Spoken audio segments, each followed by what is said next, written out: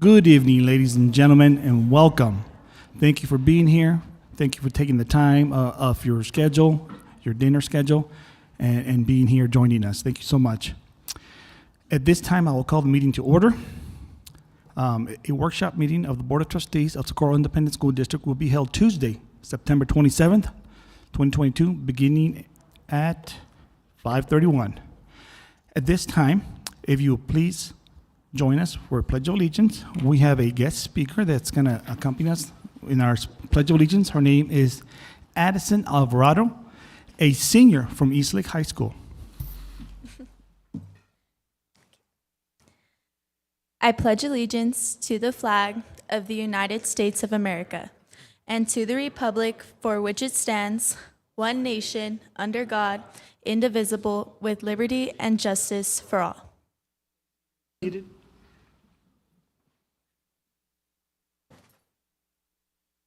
At this time, we will go into item 3, special presentations. Mr. Daniel Escobar. Good evening, President Mena, members of the board, and Superintendent Dr. Carmen. My name is Daniel Escobar, Chief Communications Officer for the district, and it is my pleasure to introduce tonight's recognitions. If you will all please step down to receive our honorees.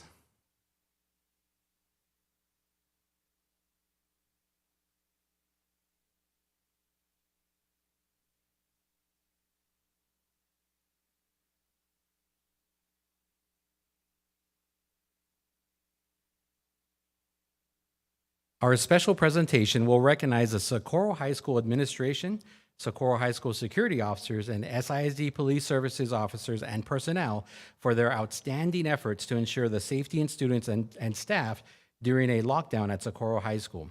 The school leaders and police services used their experience and training to initiate a swift response and expertly directed the students and staff through the lockdown. They also collaborated with the numerous outside law enforcement agencies that responded to the situation, as well as district administration to share accurate information as soon as it was confirmed. Each individual is receiving a certificate of appreciation, and the school and department will each receive a plaque. We thank these outstanding Team SISD members for their professionalism, courage, and prompt actions.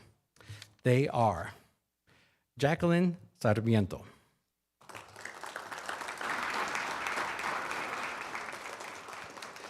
Armando Salas,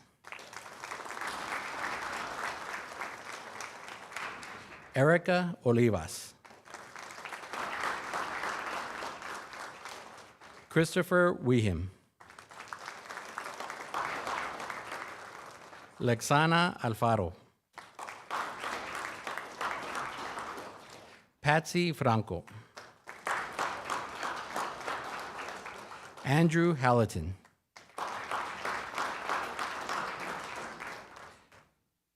Angel Sanchez, Carlos Azcárate, Michael Licon, Miguel Liano, Kenneth Lopez, Paulina Venegas, Edmundo Amaya, Alberto Borjas, Matías López, Efren Pulido, Christian Tarín, Frank Del Toro, Eddie Canava, Jonathan Aguilera, Adrian Guzman, Sergio Estrada,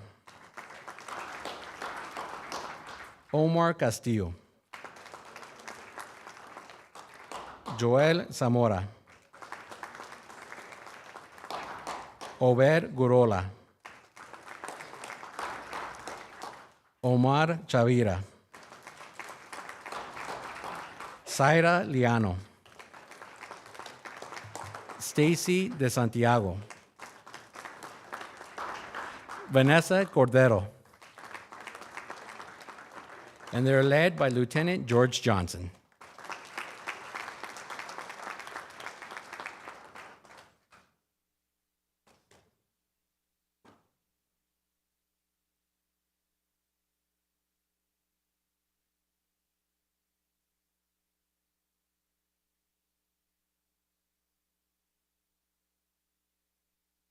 Ladies and gentlemen, if we can please have you back to the front for a photo with our superintendent and board of trustees.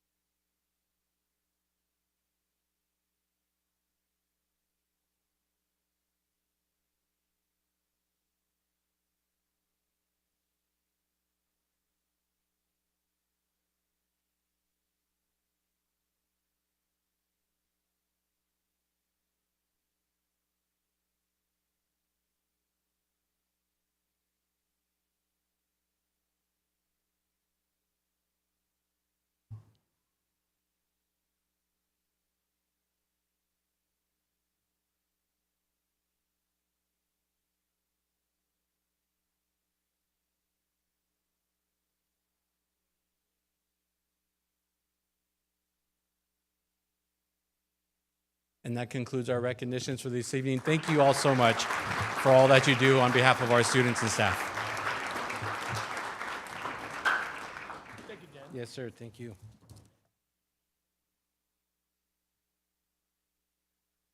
Yes, sir.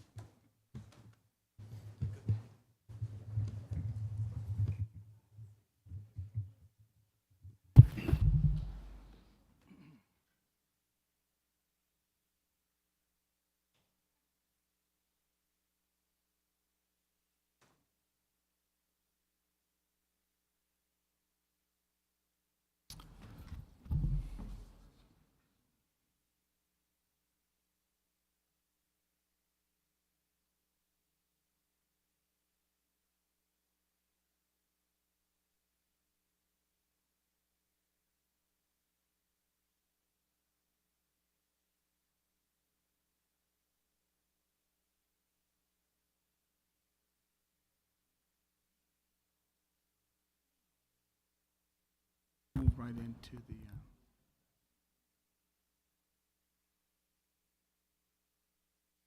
clears up a little bit.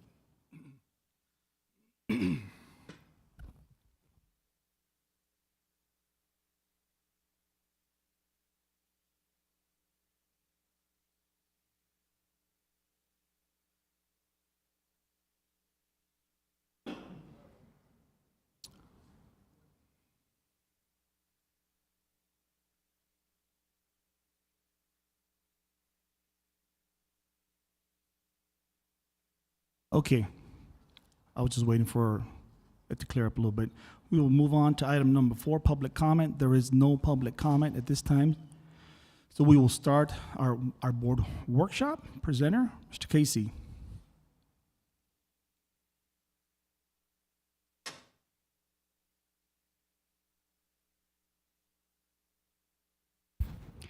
Actually, we have 4 representatives here this evening from Mo Casey who will be leading us through tonight's activity as we prepare to create our long-term strategic plan and the goals we plan on meeting along the way. I think Dr. Buck Gilcrease is going to be leading the efforts at first. Dr. Gilcrease?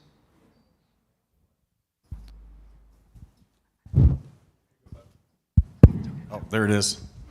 So you will see that I'm much more analog than I am digital. So I have a hard time working some of these things. Thank you for letting us into your home. We appreciate that. You have allowed us to be here with you. We're going to do some important work tonight. See these papers on the wall all around? When we leave tonight, they're going to be filled, but they're going to be filled with your words. Okay? Community, board, staff, your words will fill these things up. And it's going to drive the efforts of improvement in the school district. And by improvement, we mean a strategic plan that helps improve, obviously, everywhere that we are can get better, right? And so the board is working on a 4 to 5 year strategic plan. And in that process, the most important piece of that is that this is your plan. The community, this is your school. I don't know if people have told you that. This community, this is your school. It's your kids. And you know what? More importantly, it's your money, right? And so we need input from you as we move forward in this process.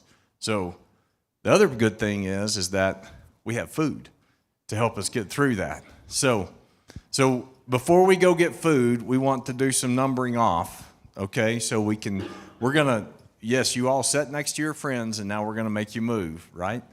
So let's start with.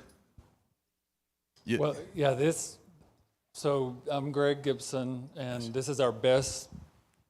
We both have doctorates of education, and this is our highest tech way to get this done. We've tried it 1,000 ways, but this is fail-safe.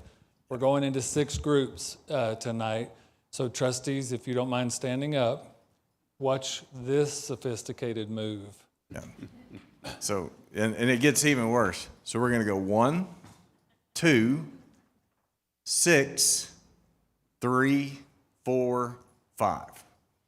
Oh, and another very, very important thing is, I will not remember your number. So it's very important that you remember it, right? So if you ask me. Now let's go students next. So students, if you'll stand up, any students that are here tonight. And first of all, let's give them a round of applause for joining us tonight. Okay, and students set a really good example. Actually, y'all will be the only ones that do remember your numbers. All the adults, please write down your number.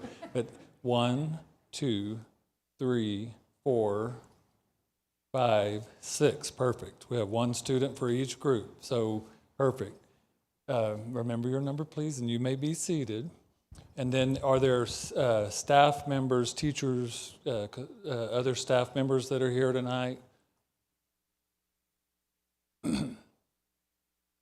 Y'all are getting the idea, right? So just remember your number. 1, 2, 3, 4, 5. Were you a teacher of the year? I saw your picture out there. Congratulations. What's your number? 5. Okay, 6. 1, 2, 3, 4. All right, remember your number. Then cabinet members, I know you could probably do this without, but y'all, let's just do it this way. So this team we worked with earlier today, we're going to divide up similarly, and then they're going to be helping facilitate the table. So 1. Wait, start with 5. You finished with 4 here, so start with 5. 4 5, spreading. 6. Yeah, okay. Well, but that'll work with the numbers. I'm sorry. I'm sorry. Never mind. Forget that. Yeah. Well, you did not. We're looking for an even distribution of the segments in the room. So there won't necessarily be the same number of people in each group, but we'll have as even a distribution from the segments, I think. So I think we're okay with 1. I want you to be 1, 2, 3, 4, 5, 6, 1, 2. And so they'll spread out.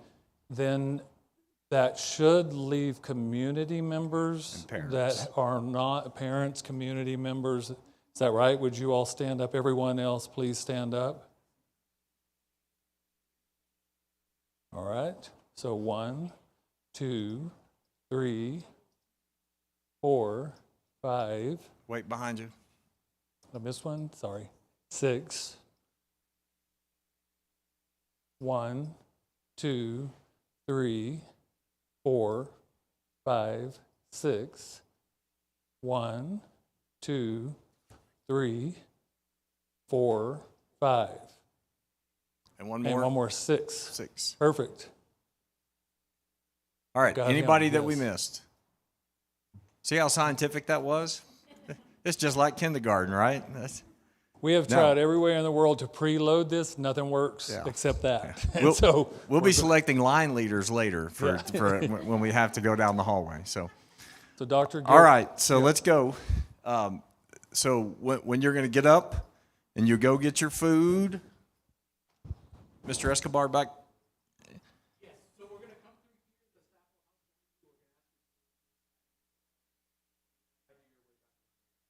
Okay, so when we come back, group 1 sits here, group 2 sits here, group 3 sits here, group 4 sits here, group 5 sits here, and group 6 sits there.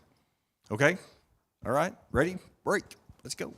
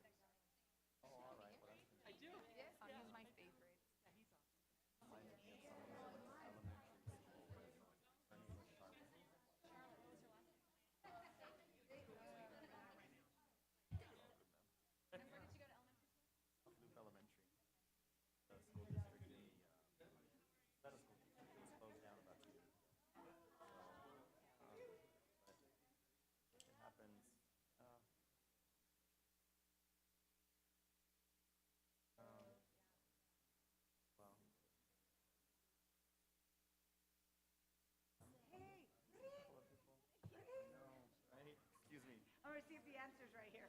Just kidding. We've been playing phone tag for like 3 days.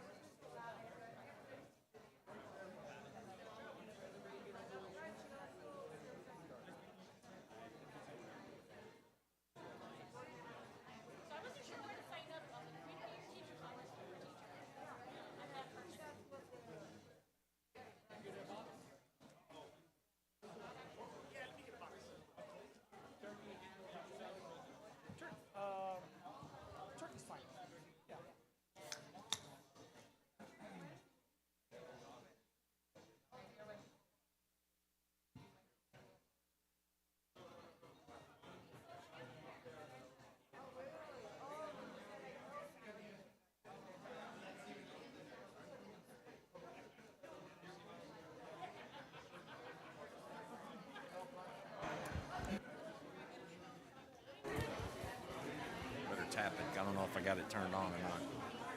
Anywhere? You're good? Let me sit over here because I don't want to give my back to anybody. What school are you from?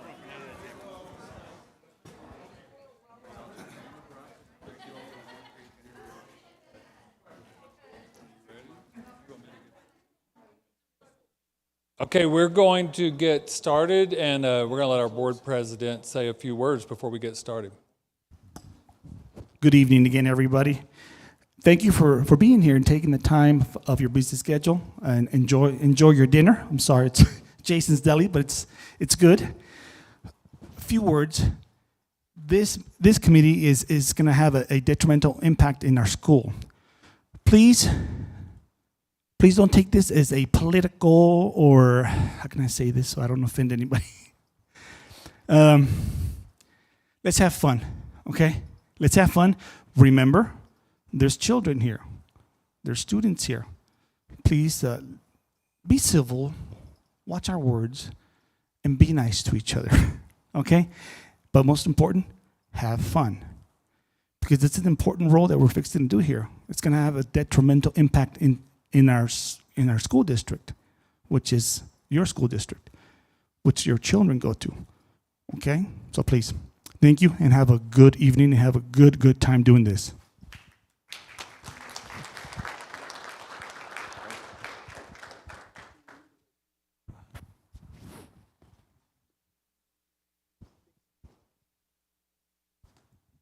So I know you're all thinking, all right, they bribed us with food. What are they really going to ask us to do?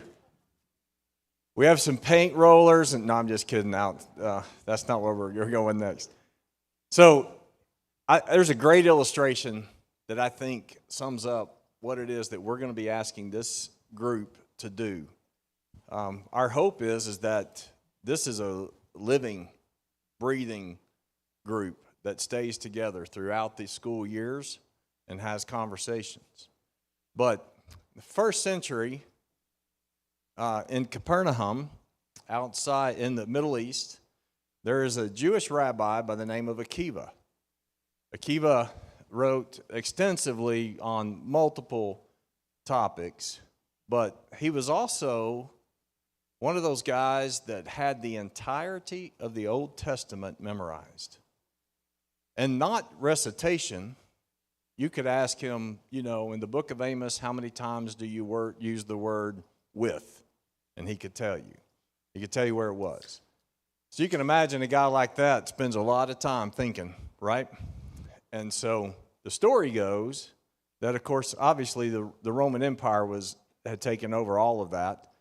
The story goes he was so deep in thought one day that he literally, as he was walking, bumped into the door of a Roman garrison and hit it, made a noise. And the Roman guard above him leans over the wall and says, "Hey, who are you? What are you doing here?" And in that great Jewish tradition, Akiva answers a question with a question, and he says, "How much do they pay you to ask me those questions?" And the Roman guard's like, "What are you? Hey, who are you, and what are you doing here?" And Akiva again, "How much do they pay you to ask me those questions?" And the Roman guard said, $20 a week. I don't know why. And Akiva said, "I will pay you twice that if you'll stand on my porch at my house, and every time I come and go, you ask me those two questions. Who are you, and what are you doing here?" That's what we're going to do tonight, folks, to start that path. We're going to define who you are, and then as through the process, we're going to go into what are you doing here. So that I think you can see the importance of what we're going to do. So with that, Dr. Gibson. So actually, I'm Buck, and this is Greg.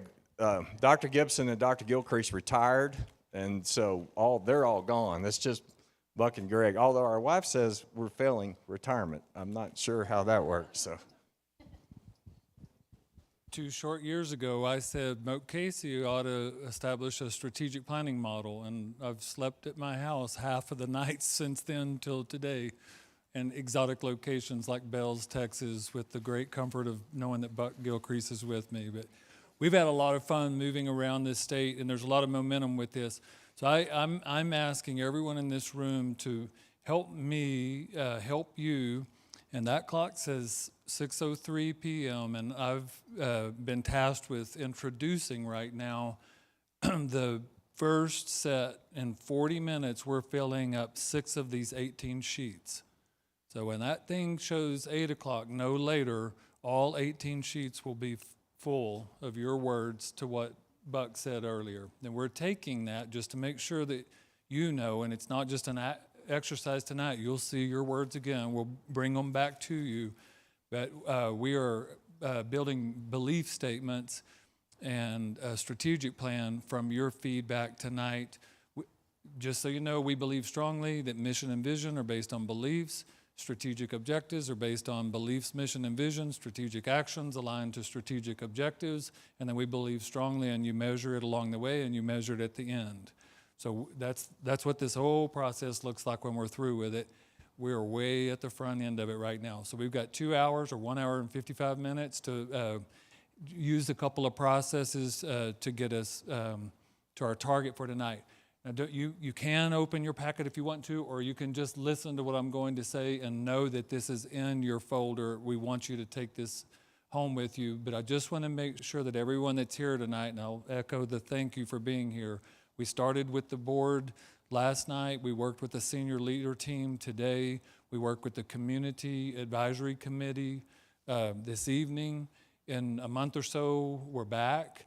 We'll start with the Community Advisory Committee, or close to this order. It might not be exact. We'll work with the senior leader team again, and then we'll try to bookend the process back with the board.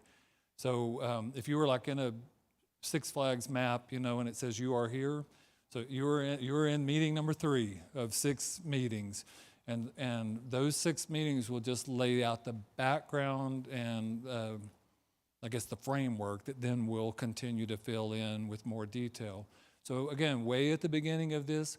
Now, last night we talked about with the Board of Trustees, and this is one of your handouts in the packet if you so choose to look at it, but we believe strongly that the board and superintendent serve the strategic role in the district, that the senior leader team, all the administrative team serve in the tactical role of the district, and then all of our staff members, how many staff members? Like 10,000 probably. I'm trying to do the math on 8,000, 6,000, 7,000. You would have been a good person to look at. So about 7,500 employees, the bulk of whom are at the front line working day to day with our students and our parents, as the frontline workers.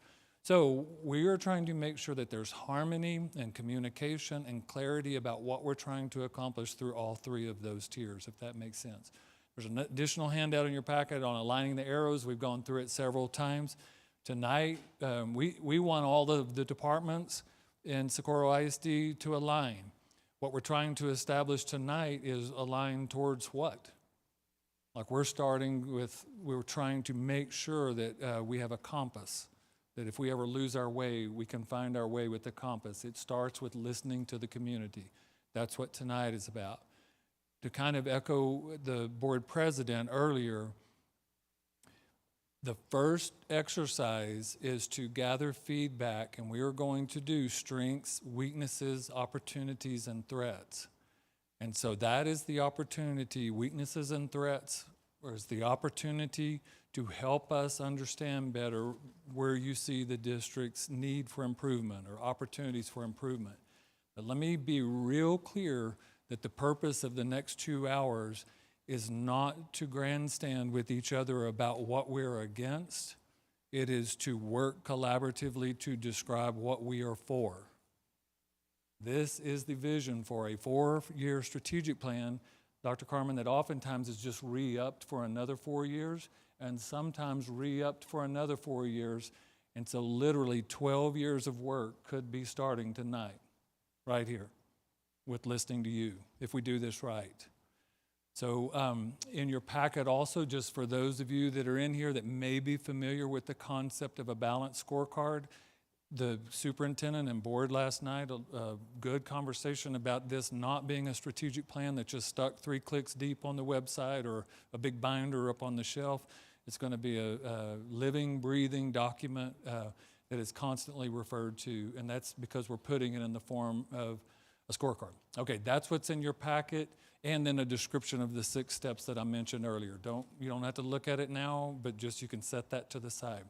So it's going to get real, and it's going to get noisy, and we're going to have fun, but we got to get some words on the page. So here's what's about to happen.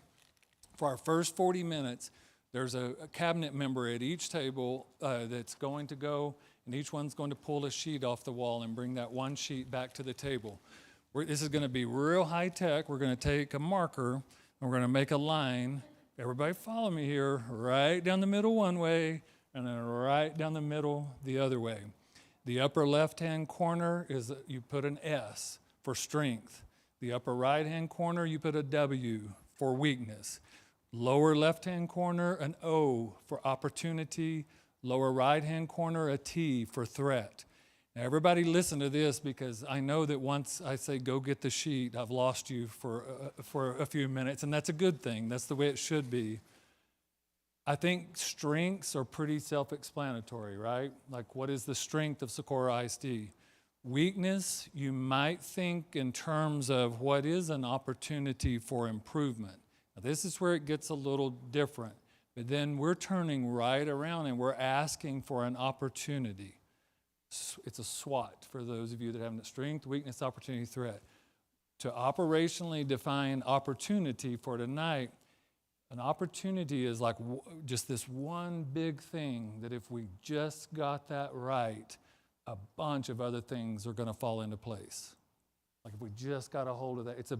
Some in the business world, they call it like the big lever. Quit pulling all the small levers. This is the big lever. That big lever gets pulled and a lot of things fall into place. And then a threat for tonight's purposes, similar to the opportunity, is if we do not address something, then it could come back and negatively alter the way we do business. A threat could be something that we do as a district, or it could be something existential that's kind of happening to us. But it doesn't matter whether it's existential or internal, it needs to be addressed. Does everybody think that your sheet's probably going to have more strengths on it than threats? Probably. Typically, that's the case. Cabinet members, I can't remember if we said this today, but Buck and I might have called an audible a while ago. So it's not a big one. It's not a big one. It's a little one.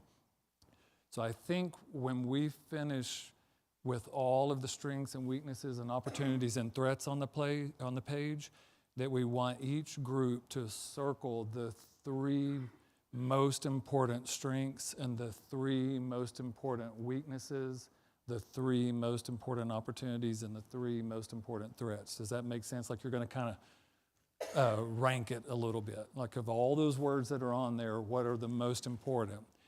And then when you're finished, we're going to stick them on the wall. And then we've got another little exercise that I'll describe here in a little bit, because I think I'm at my limit of giving directions without executing on any of them. So cabinet members are going to go grab a piece of paper. We're going to just clear off enough room for them to scribe. We're going to set about 10 minutes on the clock and check in just to see where you are in 10 minutes. We are going to move at a pretty quick pace, but we want to make sure we capture all the thoughts that are out there. We'll be moving around group to group to help.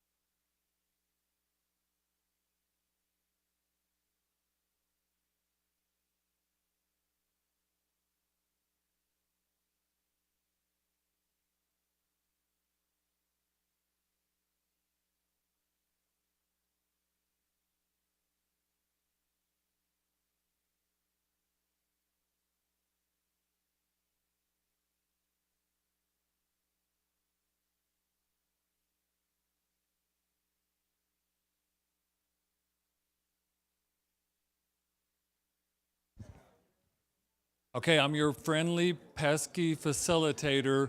You should be moving from strengths into weaknesses and getting close to weaknesses and moving to opportunities. You should be moving towards opportunities on the exercise.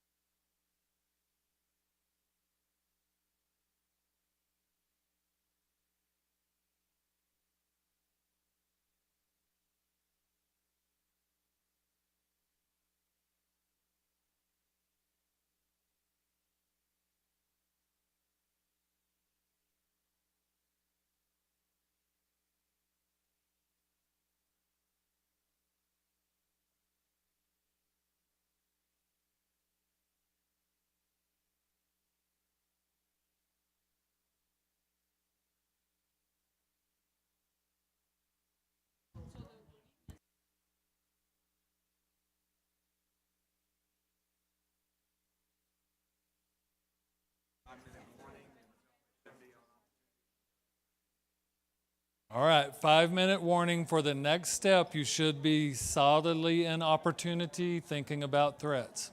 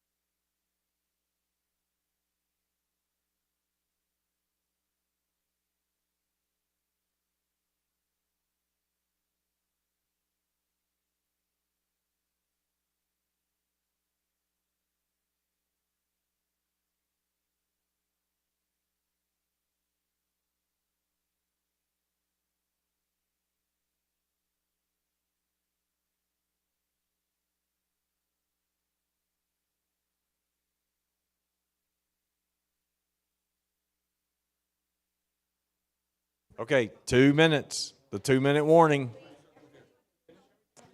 to get this down. Yeah. Yes, yes, yes. No, just to get the list done. Then we'll.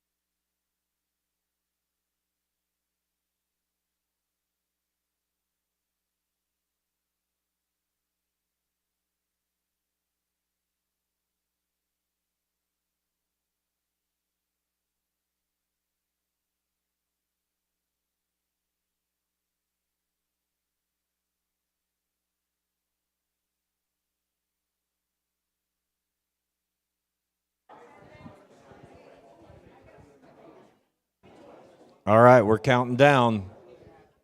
Less than a minute. Less than a minute. Want to kick off the beliefs? Every word that want to dump on the first page. Only three. Yes. Go over to the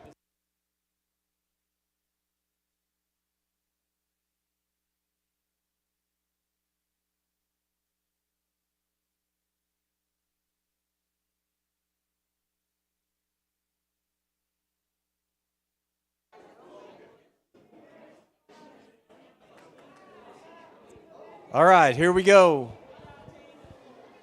Here we go.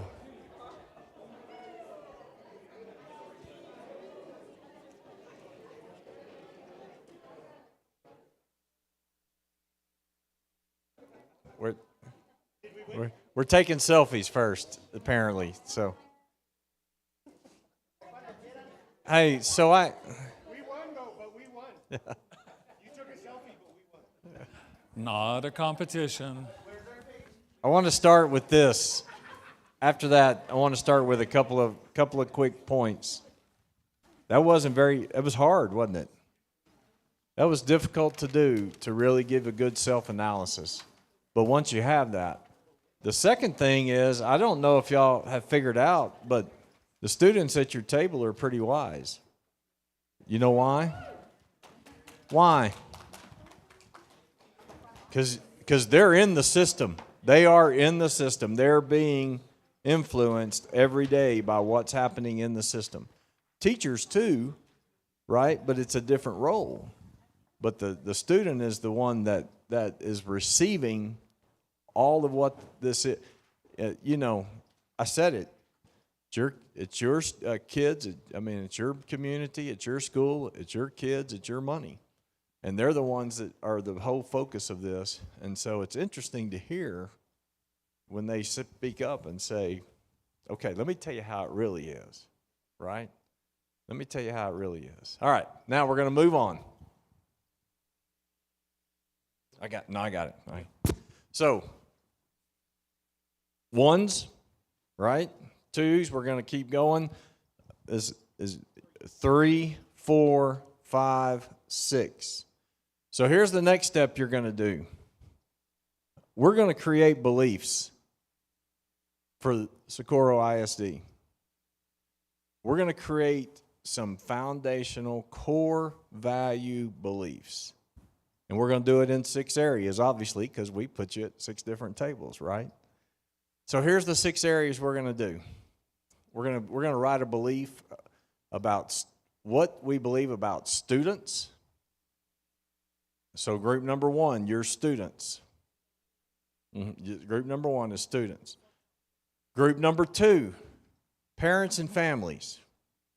What do we believe about parents and families? Group number 3, what do we believe about teachers? Group number 4, what do we believe about campus leaders? Leaders of the campus.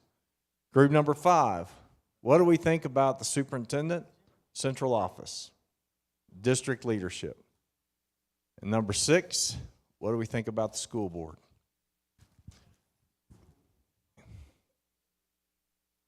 What did I say? Oh, yeah. Group 3.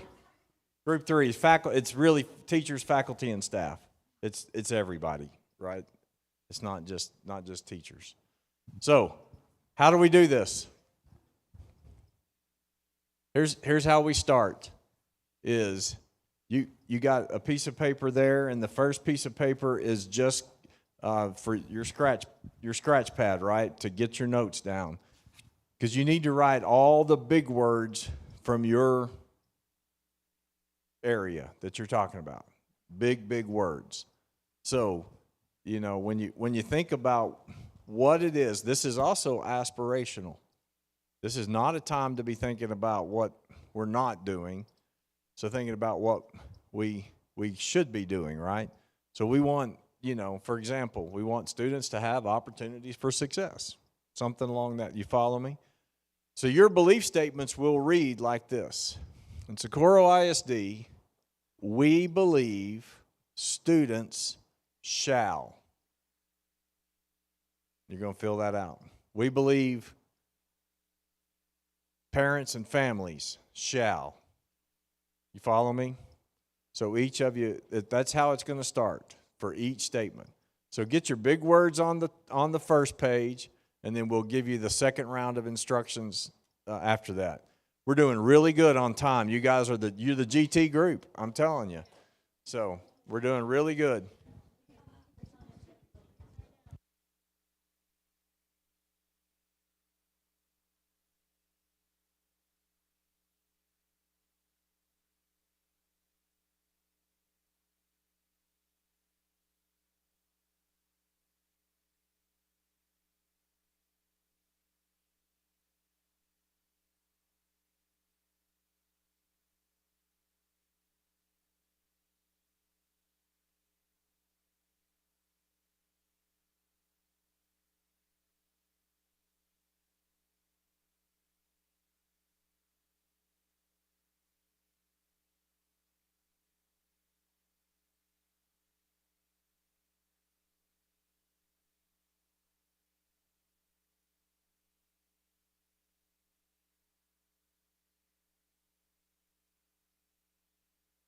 So I'm sorry to interrupt. This group asked a really good question. If you feel more comfortable with should instead of shall when you write this, I said yes to them. So I want to say yes to everybody. Instead of student shall, student should. It changes it. But it's good either way. Just make sure you put shall or should at the top of it.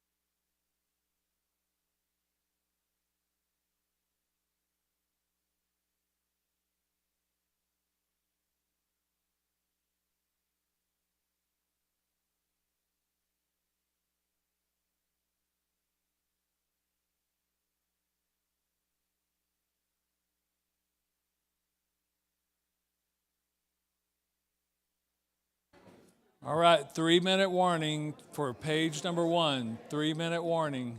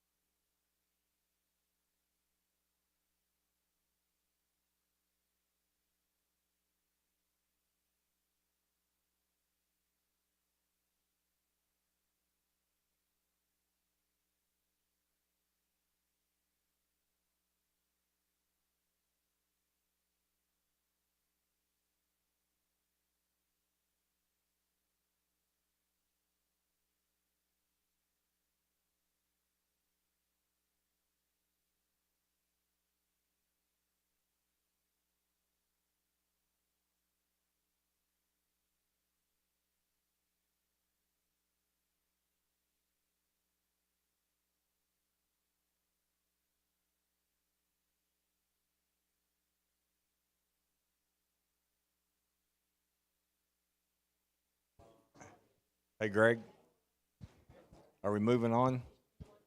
Okay. All right, so 3. So now it's back to the same thing you did earlier, in that you've got all this list of things, and you need to narrow it down to 3, to the 3 most important. The first easiest way to do this is to start grouping together like things, because you have things that are similar already on the page. Group those together first, and then start thinking about which ones are the most important.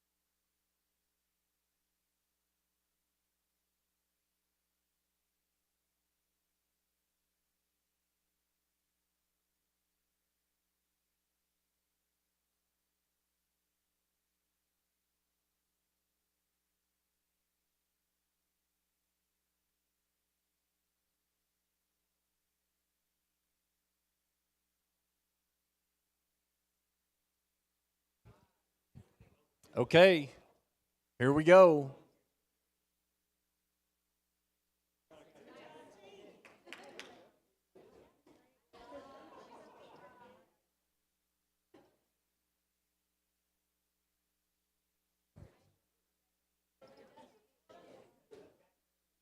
Hey, guys, this is great. Y'all have done great work tonight. Yeah, it's been amazing. The conversations that I've heard have been incredible. I hope you see where we're going with this, is that we got to know where we are, and then we got to know who we are, and then you'll see through this process we're going to say, here's where we're going to go, how we're going to measure it, and if we got there or not. So it's a step process. All right, so we're going to do a little reporting out. I always do this. Group 5 goes first in this, and the reason why is that the superintendent can't have feelings anyway. So if somebody's feelings get hurt, that right. So superintendent central office. So here's what we ask you to do, is just read the 3 that you have written. And then if people ask questions about any of the other ones, so okay.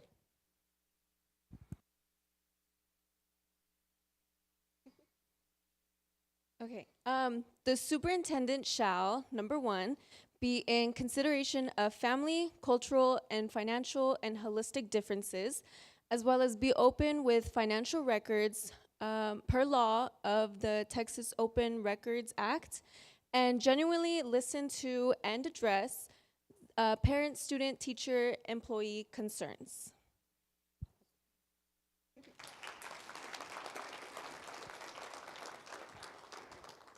Questions? Comments?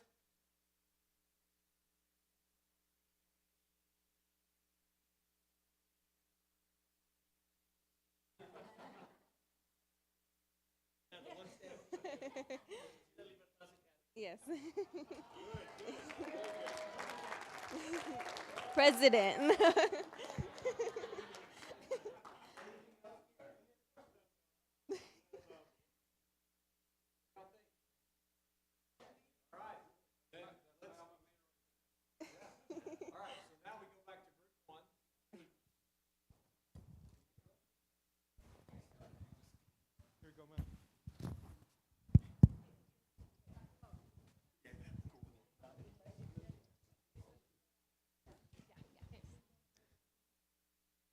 So for the We Believe Students Shall, we want students to believe in themselves.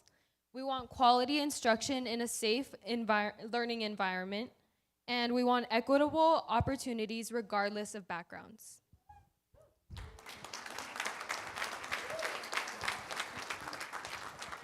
What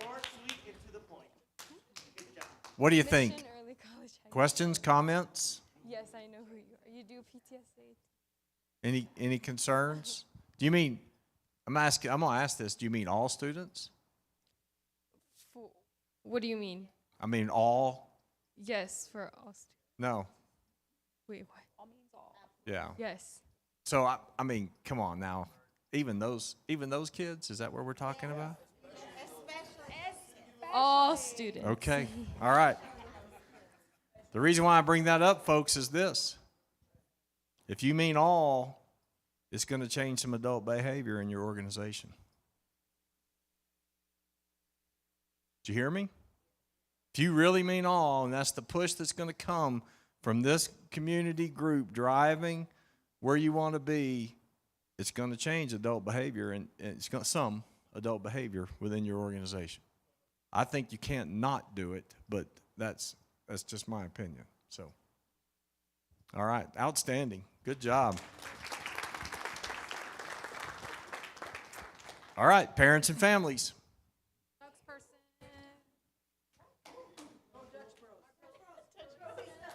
Red Raiders. Okay. So we had parents and families, and in Socorro ISD, we believe parents and families should communicate, collaborate, and care for the students and their community.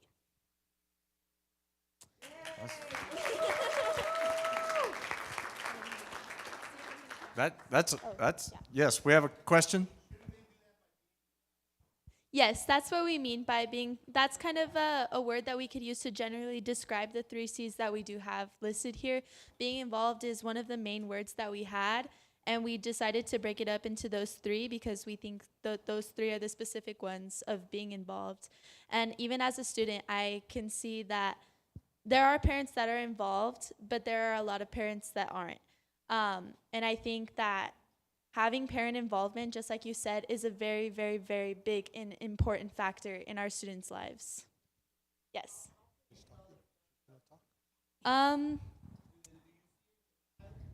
can. That is definitely some way that you can see it, definitely in behavior.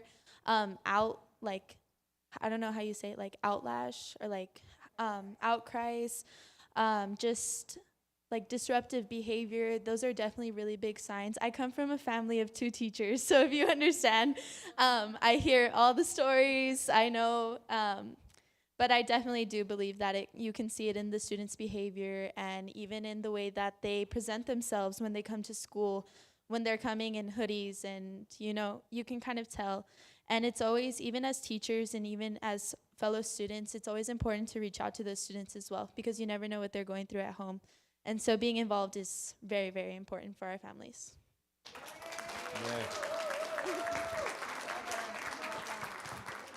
So I have a question.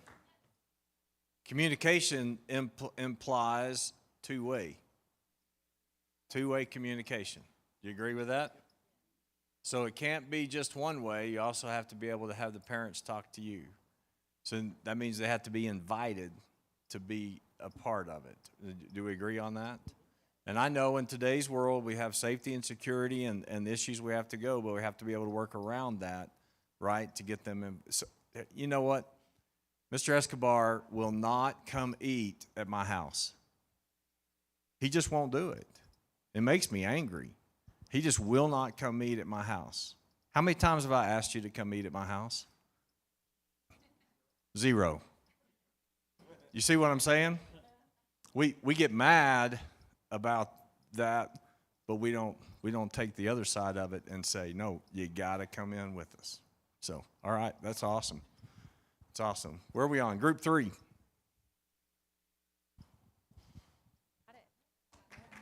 Hello.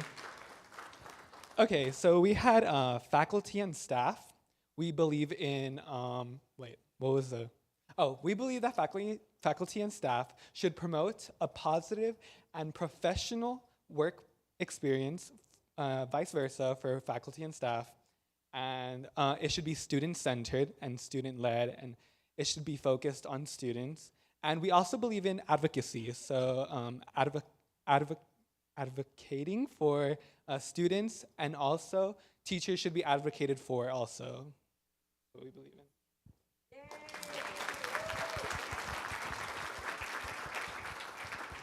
Any additional comments? I noticed you left out walk on water on that one, so which is what we kind of expect of our teachers these days, isn't it? And all of our faculty and staff, right? So, hey, you want them to be professional. You want them to be all about the student, and then you want to advocate for not the student, but the campus, district, the whole thing, right? So, wow, that's awesome. So, good job. Oh, wait, comment.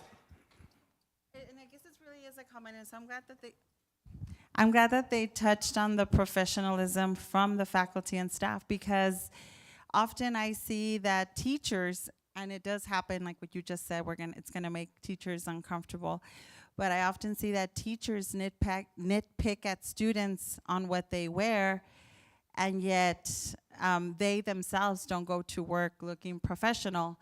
And so I don't understand why you worry so much about how a student looks as opposed to the quality instruction. I just think that's a fight that, I just think it starts from the top. And so if you expect your students to show up looking professional and dressed appropriate, then you should show up looking appropriate yourself. Fair enough, yes. Yes. Students shouldn't dress. I don't think a student needs to dress professional, but they need to dress appropriate, because it'll be disruptive in class. no matter what. It will disrupt. And do you want your child disrupted? What that falls upon the administration at the school then. Yeah, not the students. And it's not the students' fault.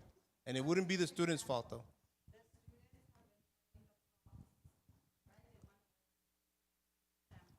But what they always tell me is teachers wear them too. So how can I tell a student not to wear Crocs when so-and-so wears them too? And so I just think that it does, I mean, we're professionals, and so I do think that we need to dress professional as well. I just want to touch on that professionalism. I just think it does start from the top. I would like to add something. I'm an educator myself, and I agree with you that we definitely need to be professionals and dress like professionals. We do have a code of conduct that we have to abide by, and administration is responsible for making sure that we don't go dressed unprofessionally. But in the same token, as teachers, we're not the ones that decide what students wear or cannot wear. It is in the student code of conduct. So all we have to do is we're expected to ask the students to abide by it, just like administration has to ask us to abide by that dress code. Just to clarify. Thank you. I'm going to also go along with that. Yes, professional dress is important, but when we were talking about professionalism, we were talking about the idea of highly qualified teachers, talking about being professional at all levels, professional communication with upper management, well, not upper management, but administration, parents, community people, and also talking about like the way that you deliver your lessons and in professional ways also. So, and we really didn't talk about professional dress because we were looking more at the professionalism of the teacher, the highly qualified teacher that's in the classroom. Anybody else? There's one more, Buck. Okay. I remember, and I went to school when teachers wore stockings. But I also remember that as kids, we used to think, oh, I want to be a teacher, because we thought and felt that they were very professional. Now, having said that doesn't mean that I necessarily agree that that every educator has to wear stockings or high heels to prove that they're professional.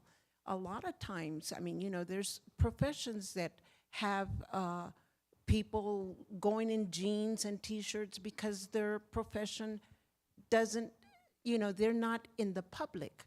When our educators are in front of students and they're supposed to be the example, I have to agree that they should dress up a little more. Maybe not with high heels and stockings, but, you know, dress up.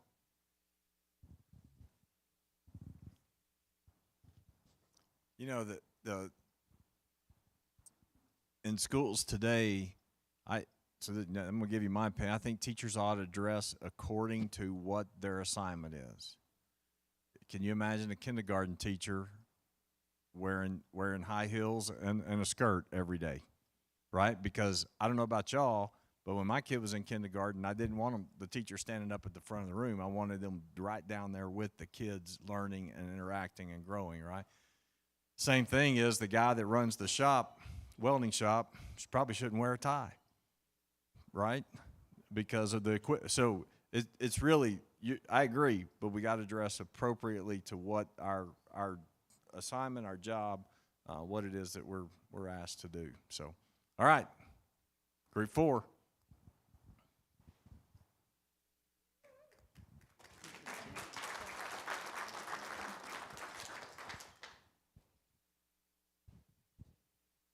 Hello.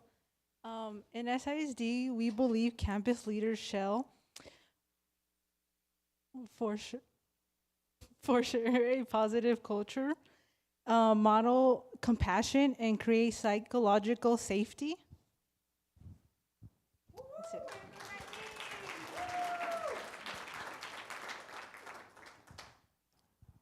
Foster a positive culture, right? Model compassion, create psychological safety, and turn water into wine. I don't know if that's just, if that's not in that order, right? But that's great. I mean, here I come back to my point. That may change adult behavior in your organization. if you really believe that and you implement it, it may change some adult behavior in your organization, which is not a bad thing. It's just is a thing. So that's pretty high standard for your campus leadership. So anybody else? Group 5. Oh no, we've already done group 5. We're down to group 6. Here we go. Hey, look, we're getting out of here quicker. Well, we're not done. Don't. I tell them know. they're done. Okay. Whoa. Are you over here? Which, by the way, before you start, I made the first round of the room, and the students were talking and writing, and I said, "Where are the kids?" Because I thought they were all adults. I thought they were all teachers because all the big words they were using and how mature they were. So you guys did great tonight. Well, and dressed like this. That's right. Okay, take us home here, sir. It's all yours. In SISD, we believe the board should be ethical and have integrity, be transparent and visible at all schools, have no campaign money from associations and individuals, and unity amongst the board towards a collective goal. One thing, if I may, well, yeah, go ahead. Yeah, I know, that's you're right. So if I may, I'm going to explain this arrow because we had a good conversation around it. So the one on campaign money, we decided we're going to read it tonight, but if you're ethical and have integrity, then it's going to cover that. So that one's not, and so we had a good conversation over there about what that is, and that's why the arrow is saying that's rolled into that. And you did great over there in a bunch of really interesting adult conversations. You took it like a man, let me tell you. You did great. You did fantastic. Any other questions, comments? So, the only people I know in a school system that may be dumber than the superintendent are school board trustees. Because they do a thankless job on a day-to-day basis for an incredibly small salary of $0, right? But every year they double their salary. So you kind of got to be a little bit crazy to do that. So, or you got to love your school and your community and your kids and your teachers and your staff and everything about that to put yourself out there and do that. Do you know where the word trustee comes from? Why did the people that wrote our laws use the word trustee for schools? I mean, the city has council, right? Councilmen, councilwomen, right? They chose that word specifically because what's the purpose of a city? When you think about it, it's put in infrastructure, right? So that your water runs, right? The streets work. And so the people that you want advising them are counselors to them. Why do we say county commissioners? Why'd they use the word commissioner? Because they commission the work on the roads in the county. They don't necessarily do the work themselves because they're commissioning, right? So your House of Representatives, your rep from the state house, he or she is, to represent your district. So why the word trustee?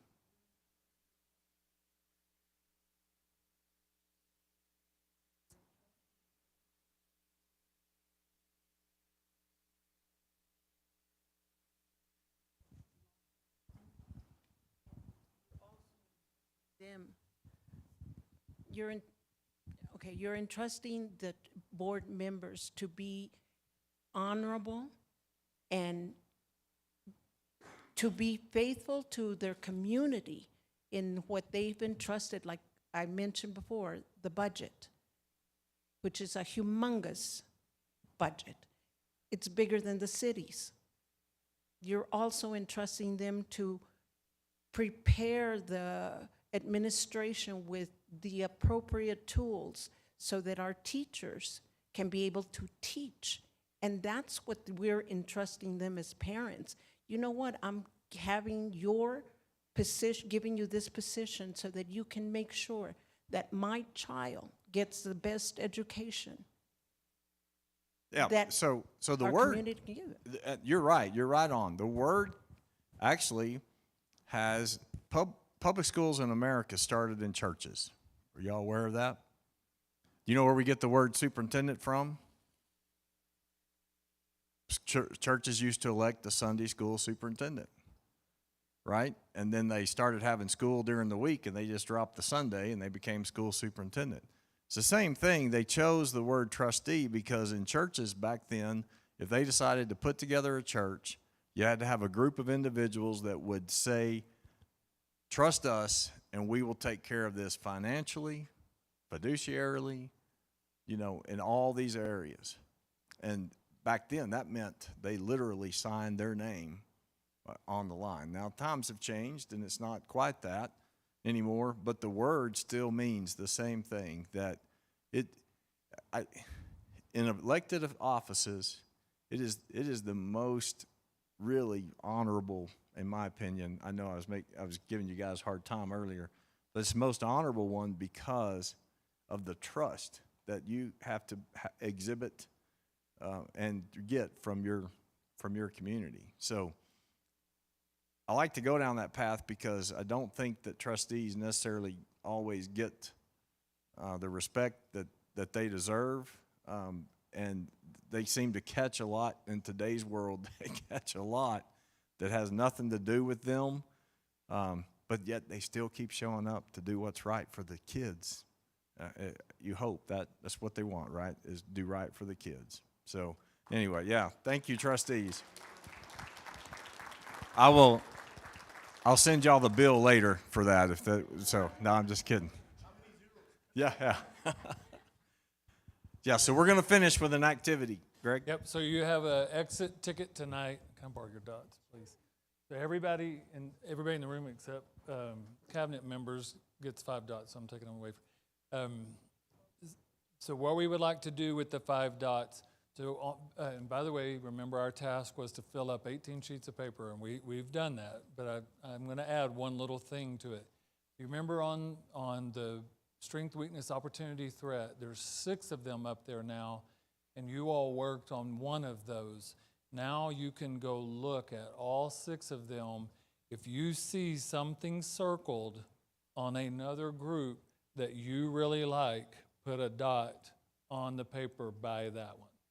So, if you really want to, this group might decide that they want to go put dots all on their work. I'm just saying that because they're the most photographed group in the history of our consulting. But you do have permission to put them on other groups. So what we're doing here is we're kind of looking at everybody's work and letting you get a chance to say, I really like that idea. We didn't talk about that at our table, but I like that idea. And so there's 6 times 4, 24, 2, 4, 6, 8 times 6, 48 potential circles up there, but you only get 5 of these. Fair enough? We've already taken pictures of those. So if you happen to cover up a word, we've already got a picture of it, but just do your best to put it in the blank spaces. One other little caveat, you can overlap the circles. They don't have to be side by side by side as long as we can see that there's a number of circles there. We're going to power rate, bless you, we're going to power rank those comments based on where the most circles are. Those are going to get moved to the top of the list. Fair enough? Yes, sir. Just real quick before we begin, I want to thank everybody for coming in this evening and participating in this process, helping lay the groundwork and the plan for where Socorro ISD will go and progress over the next 4 years. And like our trustees, your compensation this evening is the same, but it's appreciated. So just want to say thank you all.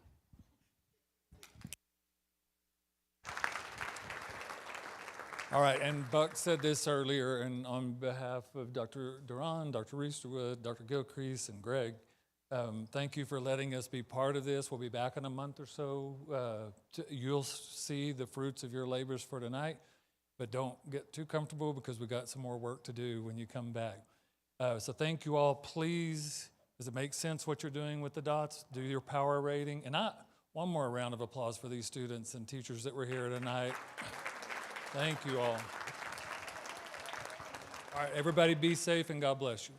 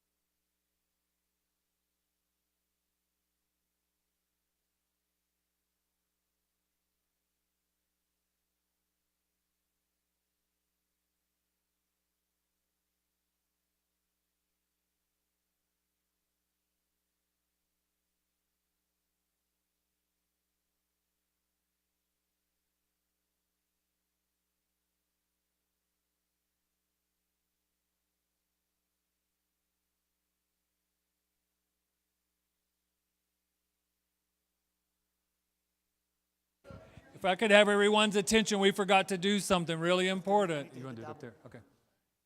Thank you. We called a meeting to order because there was a quorum, President. Now the President needs to adjourn the meeting. Hold on just a second, and then you can finish up and we're done. It is all yours, Mr. President. At this time, I will adjourn the meeting. The time is 7:48. Have a good evening.